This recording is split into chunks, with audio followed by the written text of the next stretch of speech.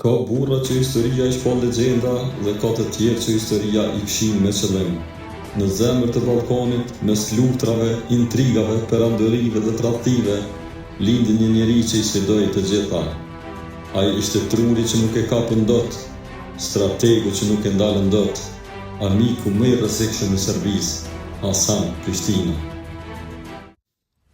Shumë historian flasin për pavarësinë e 1912-s, por pak e dinë se 10 vite më parë, një djalë nga Vushtria kishte shkruar projektin e parë të autonomisë shqiptare brenda perandorisë osmane.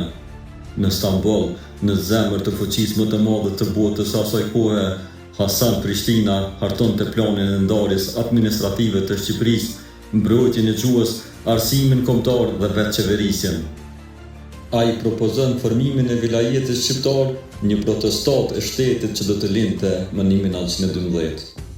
Në vitet 1910-1912, perandoria osmane nuk kishte më përballë qeta spontane, kishte një strateg, kishte një tru, kishte Hasan Prishtinën. Ai bashkoi Isa Buletinin dhe Bajram Çurrin, lexoi hartat më shumë se generalet osman dhe krijoi planin e kryengritjes së përgjithshme që do të trëndiste gjithë Ballkanin. Burimet të kohës e quajnë njeriu që udhëheq Shqipërinë nga hija. Ai shkroi listën e famshme me 12 kërkesa shqiptare që historianët turq i quajnë program shtetformues. Në historinë e shqiptarëve, pavarësia ka 3 shtylla: urtësia e Ismail Qemalit, forca e Isa Buletinit dhe truri i Hasan Prishtinës. Pa Qemalin nuk do të kishte akt solemn, pa Isën nuk do të kishte pushtë për të mbrojtur flamurin, por pa Hasan Prishtinën nuk do të kishte arsye, moment dhe kryengritje që çoi kombin drejt lirisë. Me 17 nëntor 1912, Hasan Prishtina dërgon telegramin e fundit drejt Ismail Qemalit, shpallë pavarësinë. Pastaj heshtje. Zëri i tij zhduket. Pikërisht në momentin kur Shqipëria po lindte, truri i saj i madh zhdukej nga faqja e dheut. Serbia kishte hyrë në Shkup, çdo udhëheqës shqiptar arrestohej. Një fotografi arkivore zbulon të vërtetën e errët. Hasan Prishtina ishte burgosur në Beograd. Ndërsa në Vlorë valvitej flamuri, ai që ndezi kryengritjen ishte prapa hekurave. Aty u nxorr jashtëloje me qëllim.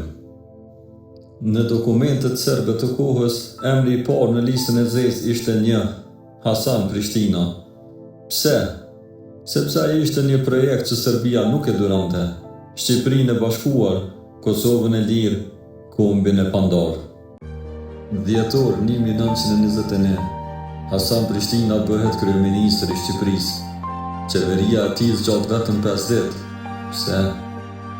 Sepse ai donte të dëshkatronte feudalizmin, korrupsionin, të reformonte ushtrinë dhe të bashkonte Kosovën.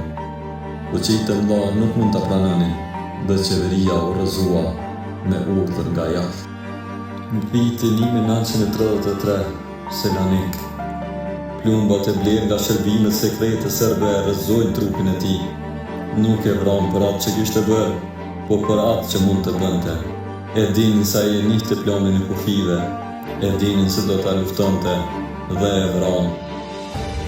Ata e burgosën, e ndalën, e përndoqën, e vranë, por nuk e zhdukën dot mendjen e tij. Sepse Hasan Prishtina nuk ishte vetëm një njeri, ishte një projekt, një vizion, një Shqipëri që ende po e kërkojnë, dhe derisa shqiptarët të bashkohen, ai do të mbetet i gjatë.